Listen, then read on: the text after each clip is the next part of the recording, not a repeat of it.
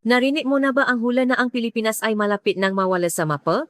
Na ang eksperto sa buong mundo ay nagpapahaya nito ng may panunuya na parang isang biro? Ngunit sa 2025, ang hula na iyon ay nabali sa isang paraan na kahanga-hanga. Ngayon, ang nautak, kayamanan, at kinabukasan ng buong mundo ay lumilipat patungo sa maliit na bansang ito na parang naaakit ng magnet. Bakit Pilipinas? Anong nangyari? Kapag nalaman mo ang sagot, tiyak na makadarama ka ng matinding pagmamalaki bilang isang Pilipino at mapapaiyak ka. Ito ay isang talaan ng himala at damdamin ng isang bansa na muling bumangon mula sa bangin ng kawalan ng paasa. Isang bagong bansa ang ipinanganak. Ang syok ng ikalawang bansa na itinatayo sa Pilipinas, ang kuwento na nakpayak sa mundo. Ang balita na isang ikalawang bansa ang itinatayo sa Pilipinas, isang walang katulad na kaganapan, ay napagulantang sa buong mundo. Ang pagbuo ng isang higanteng bagong bayan na sumisira sa nakasanayang kaayusan sa luong Pilipinas ay simula pa lamang ng isang malaking pagsabot na wawasak sa mga hangganan ng bansa. Ang isang pandaigdigang iskolar ay nagsalita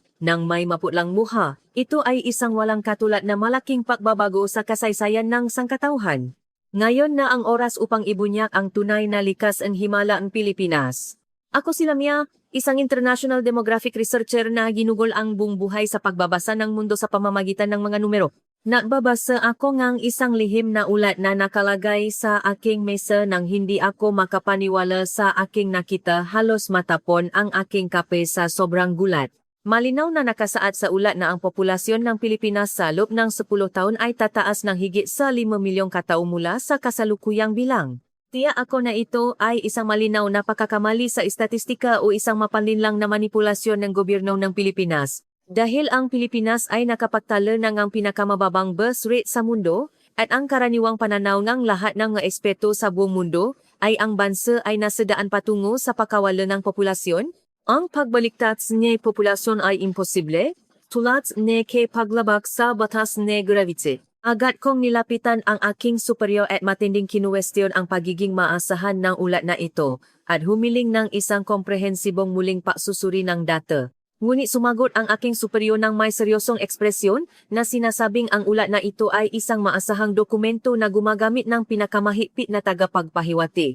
Ibinigay na aking superior sa akin ang isang kumpidensyal na misyon. Direktang maglakbay sa Pilipinas at lubusang imbestigahan kung paano nangyayari ang imposibleng numerong ito sa realidad. Nagkaroon ako nege mapagmatas na kumpiyansa at isang misyon na ilantad ang mga estatistikang pagkukulang nege Pilipinas. Ang aking naunang hypothesis ay isang pakiling na ang Pilipinas ay basta-basta tumatanggap nga simpleng manggagawa mula sa mga umuunlad na bansa upang dagdagan ang bilang ng populasyon. Nang tumapa ako sa Ninoy Aquino International Airport, ang unang hangin na naramdaman ko ay hindi ang inaasahang mabagal na kapaligiran ng isang bansang may mababang birth rate, kundi isang hindi may paliwanag na masiglang enerhiya.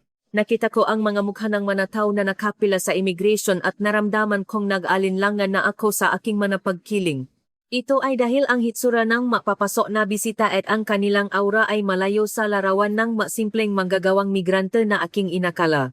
Ang intelektwal na pamilya na nakasuot ng mamahaling damit mula sa kanluran at mga batang profesional na may suot na pinakabagong kagamitan ay nakapila na naghihintay ng immigration check at sa kanilang nga, mata ay hindi takot sa isang bagong lupain kundi pananabik at kumpiyansa. Upang hanapin ang ebidensya na binabaan ng gobyerno ang Pilipinas ang nahadlang sa imigrasyon at tinatanggap ang sinuman upang manipulahin ang nga estatistika, agad kong hiniling ang mga estatistika ng imigrasyon mula sa Department of Justice at maingat na sinimulan ang pagsusuri. Ngunit ang data na nakita ko ay lalo akong naguluhan. Kinumpirma ko ang katotohanan na ang proseso ng pagsusuri ng imigrasyon ng Pilipinas ay naging mas mahigpit kaysa dati, at ang mga kondisyon para sa pagbibigay ng visa ay naging isa sa pinakamahigpit sa mundo. Sa kabila nito, ang bilang ng mamataas na edukasyon mula sa buong mundo na na-apply upang lumipat sa Pilipinas ay dumarami ng mabilis. Sa partikular, ang mga pilangam nga profesional na nananais na ilipat ang kanilang base mula sa mga pangunahing lungsod ng Amerika at Europe patungo sa Pilipinas ay walang katapusan. Nagduda ako na marahil ay sila ay pansamantalang dumating dahil sa malaking suporta sa paninirahan at mga pribilehiyo na ipinangako ng gobyerno ng Pilipinas. Kaya't napasi akong personal na imbestigahan ang sentro ng negosyo sa Metro Manila kung saan matatagpuan ang pangunahing kumpanya ng Pilipinas at ang siyentipikong lungsod tulad ng Los Baños. Narinig ko ang mga pag-usap ng mga dayuhan na punong-puno sa mga kalye, at nagulat ako sa katotohanan na hindi lamang Ingles ang kanilang sinasalita, kundi pati na rin ang Aleman, Pranses at maging ang nga wika ng Nordic. Ang kanilang tanawin na nakaupo sa mga tiyafeng ang Pilipinas at natural na nagdidiskusyon tungkol sa trabaho ay nagdulot ng matinding epekto sa akin. Habang nagpapatuloy ang aking investigasyon, ang pinakamalaking pagkabigla na aking naranasan ay ang katotohanan na ang mapangalan na aking natapwan sa listahan ng nga dayuhang lumipat sa Pilipinas ay ang nga pinakamataas na antas ng elite na kilala ng lahat sa akademikong mundo at industriya sa buong mundo. Mayroong libu-libong kaso nga profesor na natapos mula sa mga prestihiyosong universidad sa London at mga doktor na mananaliksik na nagsasagawa nga makabagong proyekto sa Max Planck Institute sa Germany na lumipat sa mga hindi kilalang startup ng Pilipinas o mga research institute ng ngangsta, malalaking korporasyon. Nakaroon ako ng kumpiyansa na ito ay resulta ng gobyerno ng Pilipinas na gumastos ng pambansang budget upang bilhin ang nga talento mula sa buong mundo. Sinimulan kong lubusang ilantat ang nga kondisyon ng trabaho ng bawat kumpanya at ang nga subsidyo ng gobyerno. Ngunit siyang gihesultay niya king investigasyon ay lalo akong ginalito. Nalaman na ang karamihan sa kanila ay kusang pinili ang Pilipinas, habang tumatanggap ng mas mababang halaga kaysa sa sweldo na natatanggap nila sa kanilang sariling bansa.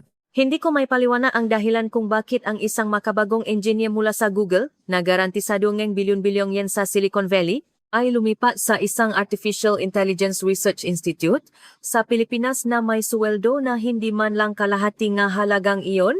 Sa lohika ng ekonomiya, naisip ko na ito ay resulta ng isang mataas na antas ng psychological warfare o propaganda na isinasagawa ng bansa ng Pilipinas. Kaya nilapitan ko sila at sinubukan kong ipaalam sa kanila kung gaano kahirap ang aktwal na buhay sa Pilipinas. Ngunit maraming nga elite na migrante na aking nakilala ang tumingin sa akin ng may awa at matigas na sinabi na ang halaga na kanilang natapwan sa Pilipinas ay higit pa sa mga numero na nakasulat sa isang passbook.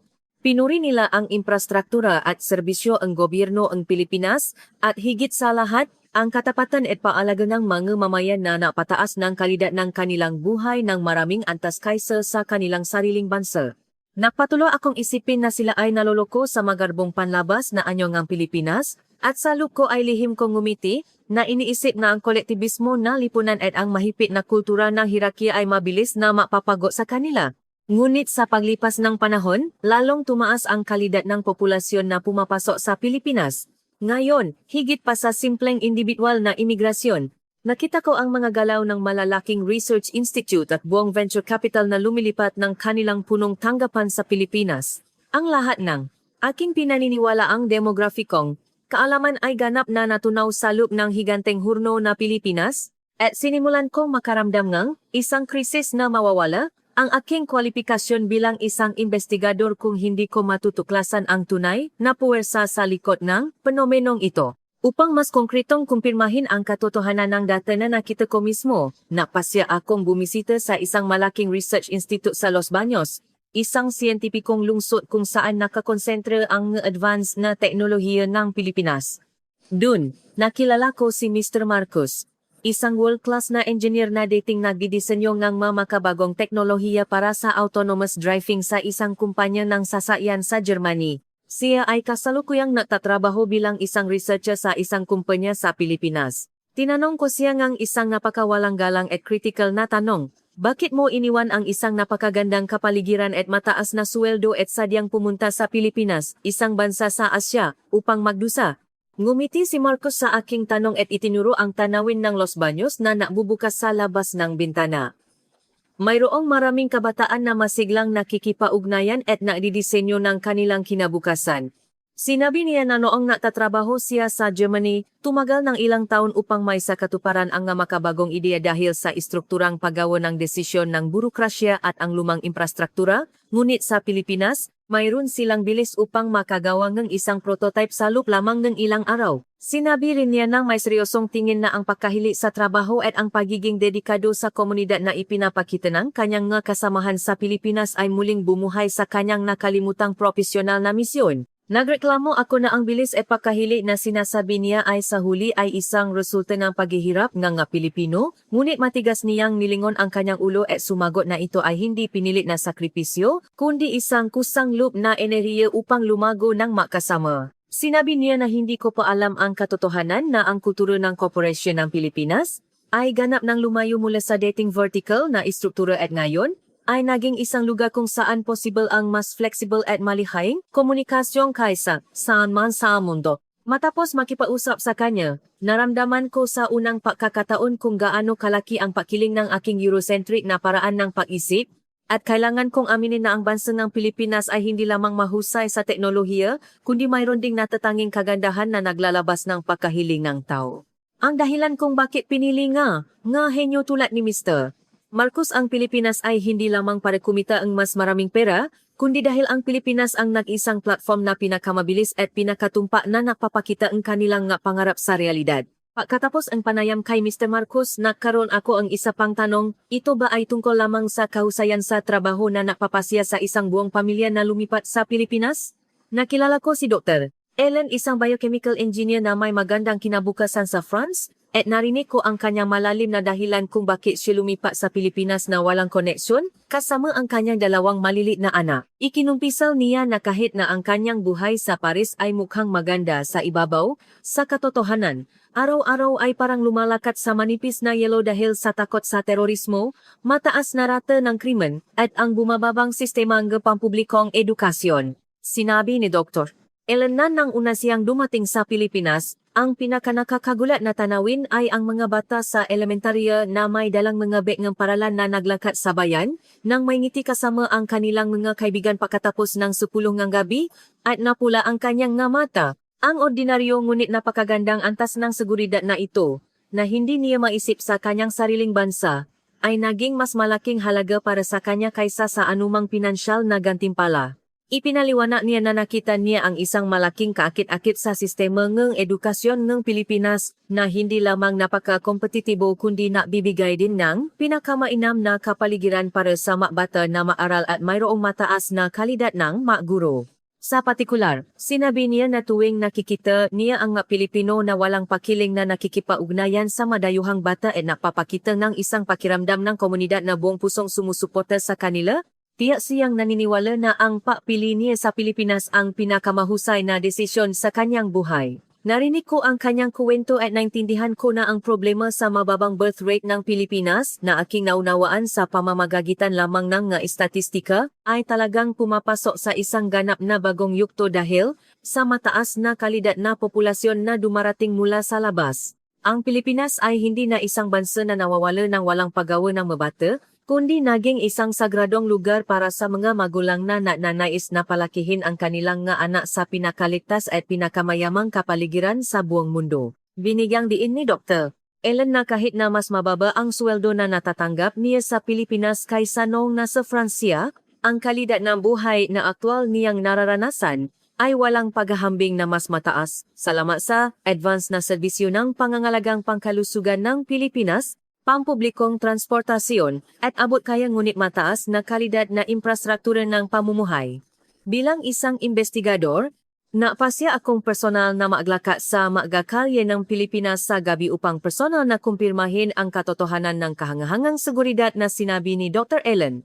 Sa isang gabi sa 2025, ang mga kalye nga Makati sa Maynila ay maliwanag tulad ng araw sa ilalim ng maliwanag na ilaw. Maraming tao ang malayang naglalakad ng walang pag-alala, ay nakaramdam ako ng kakaibang damdamin sa tanawing iyon. Sa mga malalaking lungsod ng Europa kung saan ako nakatira, ang pagpasok sa mga eskinita pagkalubot ng araw ay parang isang mapanganib na pustahan, at ang bantay ng mga magnanakaw ay matagal nang naging bahagi ng pang-araw-araw na buhay.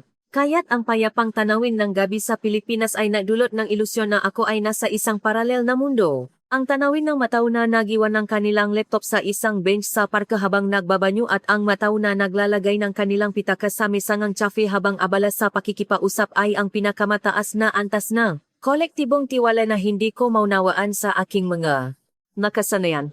Naintindihan ko na ang ganitong mataas na antas ng kamalayan ng mamamayan ay hindi lamang resulta ng edukasyon, kundi isang kultural na produkto na nabuo sa mahabang panahon ng mga Pilipino na napapakita ng katapatan e paalaga sa isa-isa. Ang ganitong panlipunang kapital ay hindi mabibiling ang praet. Ito ang naging dahilan kung bakit ang nga elite sa buong mundo ay bumibitiw sa kanilang kayamanan upang pumunta sa Pilipinas. Alam na nila na ang pera ay maring kitain muli anumang oras, ngunit ang kalayaan para sa kanilang pamilya na maglakad ng ligtas sa gabi at ang kanilang mga anak ay hindi magiging target ng krimen ay isang pribilehiyo na maari lamang tamasahin sa Pilipinas.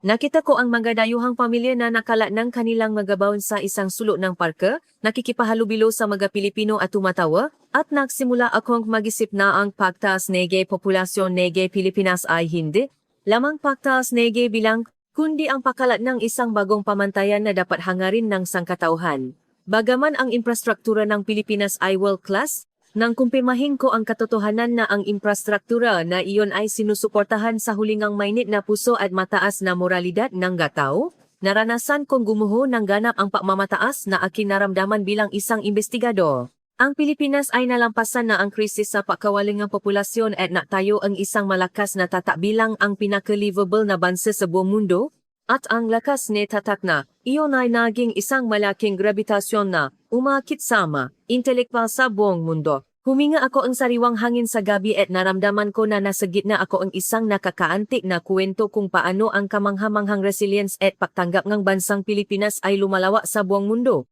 Pinalawak ko pa ang satlaw ng aking investigasyon at sinimulan ang isang detalyadong comparative analysis ng sitwasyon sa pinakamalapit na kapitbahay ng Pilipinas. Ang kapitbahay na iyon, tulad ng Pilipinas, ay naglalabas ang malalaking deregulasyon at matinding patakaran sa pagbubukas ang imigrasyon araw-araw upang malutas ang malubhang pagbabangang populasyon at kakulangan sa lakas paggawa, at gumagastos ang malaking halaga. Gayunpaman, ang maresulta na ipinakita ngang data ng International Population Statistics ay malinaw na naghihiwalay sa kapalaran ng dalawang bansa. Nagulat ako sa katotohanan na ang absolutong karamihan ng mga migrante na pumapasok sa kapitbahay na bansa ay mamanggagawang may mababang sweldo na nagsasagawa ng mga simpleng trabaho sa mga convenience store, construction site, o mga rural na lugar. Samantalang ang mga taong pumupunta sa Pilipinas ay mga makabagong talento na namumuno sa mga research institute, advanced industries, at space and aviation sector sa buong mundo. Upang matuklasan ang pangunahing dahilan kung bakit ang ultra-elite sa buong mundo ay pumipili lamang sa Pilipinas at hindi sa kapitbahay na bansa sa dalawang bansa na may makatulad na kondisyong geographical, nakilala ko si Mr. Ajin. Isang henyo na software engineer mula sa India na lumipat kamakailan sa Pilipinas pagkatapos matrabaho sa isang malaking kumpanya sa kabisiran ng kapitbahay na bansa. Ikinumpisa ni Mr. Ajin na kahit na ang kanyang buhay sa kapitbahay na bansa ay mukhang napakasistematiko sa ibaba, nang tingnan niya sa loob, araw-araw ay pinahirapan siya ng malalim na pakiramdam ang paghihiwalay at kalungkutan dahil sa natatanging saradong kapaligiran ng lipunan na itinuturing ang dayuhan bilang estranghero na hindi kailanman maaring makihalubilo at nagtatayo ng hindi nakikitang pader. Sinabi niya na hindi niya matanggal ang pakiramdam na ang lipunan ng kapitbahay na bansa ay itinuturing lamang ang dayuhang manggagawa bilang accessory o kasangkapan upang punan ang kakulangan ng tao at hindi tinatanggap sila bilang tunay na miyembro ng komunidad na may isang mapait at malungkot na ekspresyon. Sa kabilang banda, ang damdamin na naramdaman niya mula sa unang araw na dumating siya sa Pilipinas ay isang malakas na pagmamahalan na ibang dimensyong kaysa sa kapitbahay na bansa. Ipinaliwanag niya na labis siyang naantik sa bukas na salubin ng Pilipino na aktibong tumatanggap at natututo ngang hindi pamilyar na kultura ng dayuhan, higit pa sa simpleng pagtataka. Kapag nakakita ang Pilipino ngang isang dayuhan na naliligaw, tumutulong sila ng buong puso na parang para sa kanilang sarili, at hindi lamang nabibigay ng kabaitan, kundi masayang iniimbitahan ang mga dayuhan sa kanilang magagandang espasyo at komunidad, nakikipainuman, at nakikipaunayan sa kanila na parang kapatid o pamilya. Ang natatanging mainit na pagmamahalan na ito ng mga Pilipino at ang taos-pusong salubin sa pagtrato sa mga tao bilang isang layunin at hindi bilang isang paraan ang naging pangunahing dahilan kung bakit siya nanirahan sa Research Institute sa Pilipinas. Ito ay isang natatanging sandatungang Pilipinas na hindi kailanman maaring gayahin ng malamig na kultura ng manual ng kapitbahay na bansa. Idinagdag din ni Mr. Ajin ng may diin ng Ultra High Speed Digital Administration System ng Pilipinas at ang infrastruktura ng Information and Communication Technology na kinainggitan ng buong mundo ay walang paghahambing na mas advanced kaysa sa lumang analog system ng kapitbahay na bansa, at ang Pilipinas ay may malaking kalamangan sa kausayan sa trabaho. Sa pamamagitan ng kanyang kuwento, lubos kong naintindihan na ang tagumpay o kabiguan ng patakaran sa populasyon ay hindi lamang nasa pisikal na antas ng pagbaba ng mga hadlang sa pagbibigay ng visa o pagsuporta sa mga settlement fund, kundi nakasalalay sa pagiging handa na tanggapin ang mga migrante bilang tunay na kapitbahay at kasamahan at sa lalim ng kultural na kapanahunan at kamalayan ng mamamayan. Ang Pilipinas, na may malaking pagtanggap at walang tigil na dynamism na hindi nakamit ng kapitbahay na bansa sa loob ng ilang dekada, ay sumisipsip ng pinakamatalinong talento sa buong mundo na parang isang black hole. At ito ay naging isang kritikal na pagkakaiba na napapalawak ng awat ng kapangyarihan sa kapitbahay na bansa sa isang hindi na mababawi na paraan.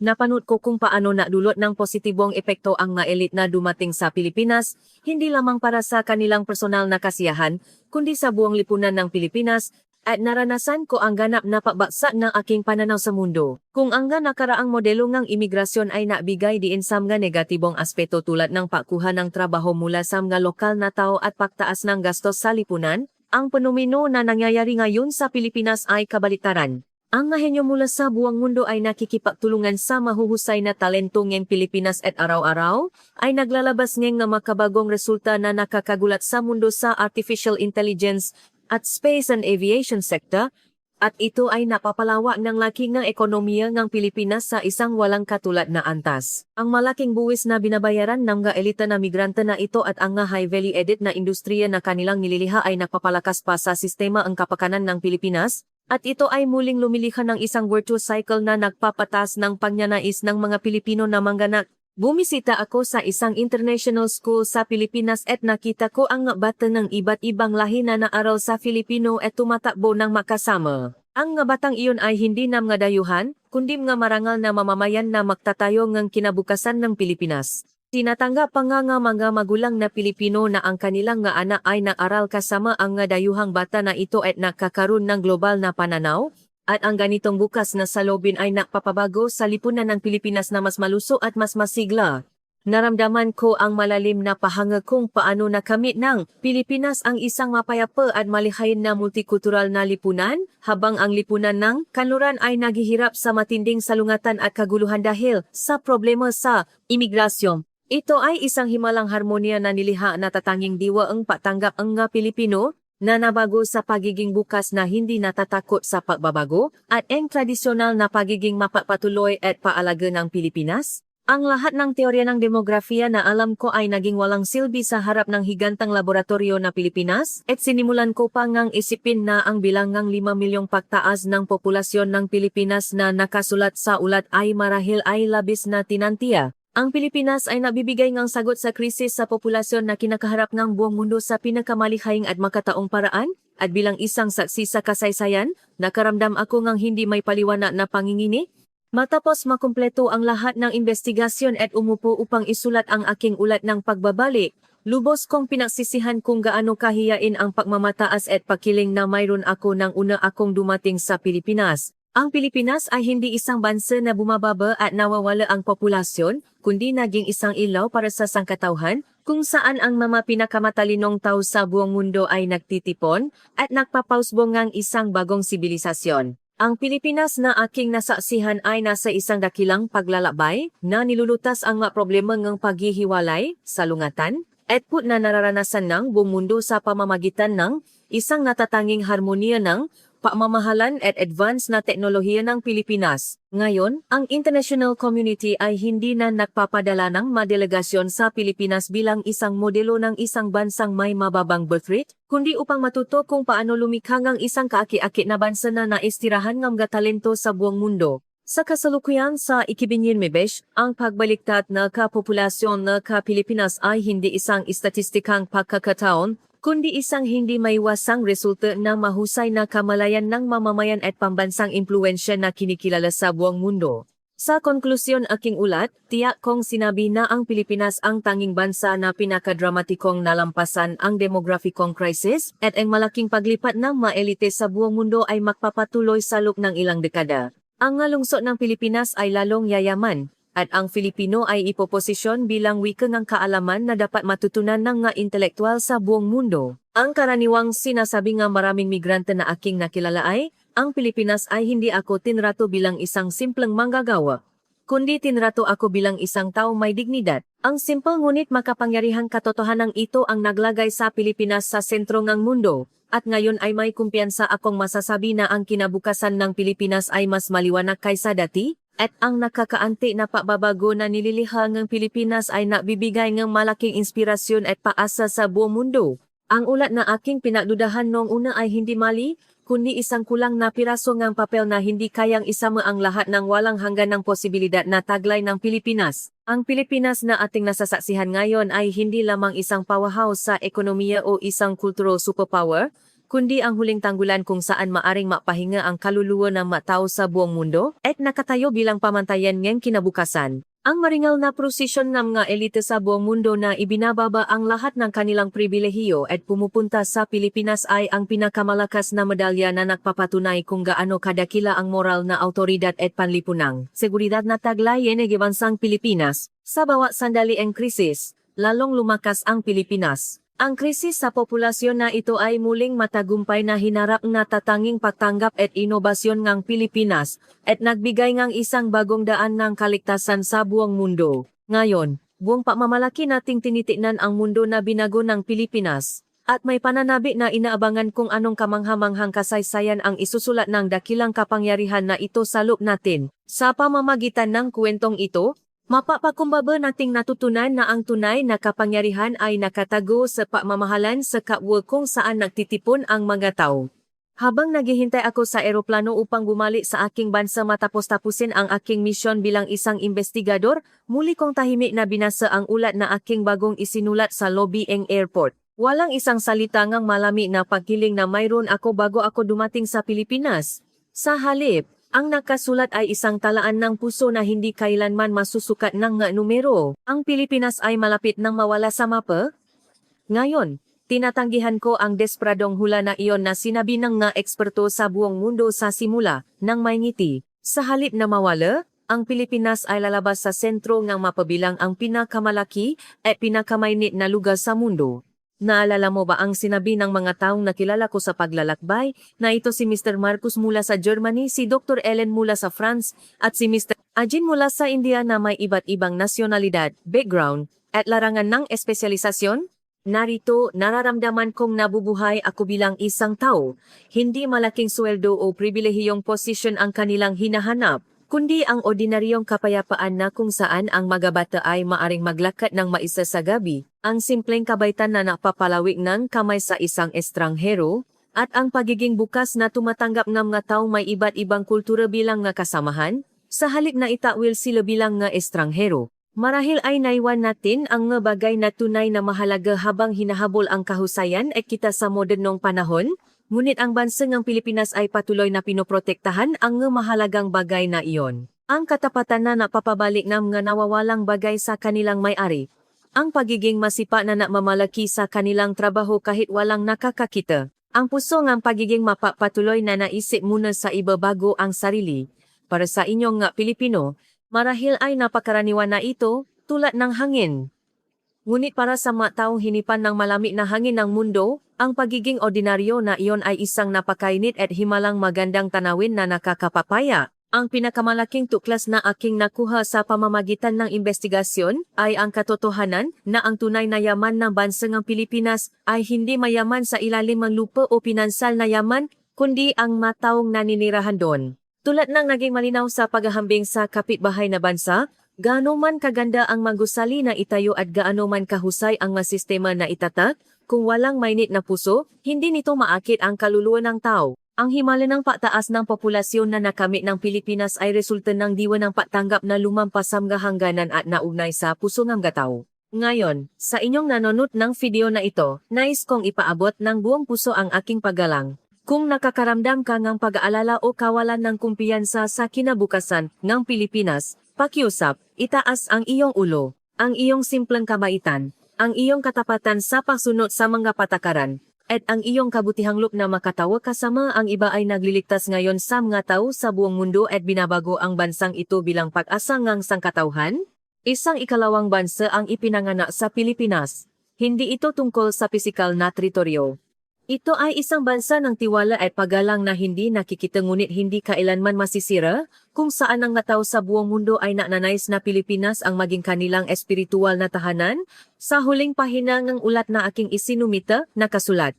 Ngayon, natututo ang mundo mula sa Pilipinas na ang tunay na yaman ay nasa isang lipunan kung saan maaring mabuhay ng ligtas at sa makusong nakmamalasakit sa isa't isa. Sa 2025, tahimik ngunit malakas na binuksan ng Pilipinas ang pinto sa isang bagong panahon. Huwag mong kalimutan na ikaw ay mahalaga sa hinaharap na ginagawa ng magandang bansang ito. Ipagmalaki na ikaw ay isang Pilipino o isang taong nagmamahal sa diwangang Pilipinas. Ang iyong araw ngayon ay ang mismong pangarap ng isang tao sa mundo. Dito natatapos ang kwento, ngunit ang himalang kasaysayan na isusulat ng Pilipinas ay mapapatuloy kasama mo. Maraming salamat sa panonood hanggang sa dulo. Kung naramdaman mo ang tunay na lakas at mainit na posibilidad na taglay ng Pilipinas sa pamamagitan ng kuwentong ito, wala nang mas ikagagala pa ako. Kung naramdaman mo ang isang bagay na tumama sa iyong puso, pakiusap, ibahagi ang bilog na ito ngang paasa sa pamamagitan ng like at subscribe. Kita-kita tayo ng may ngiti sa susunod na kuwento.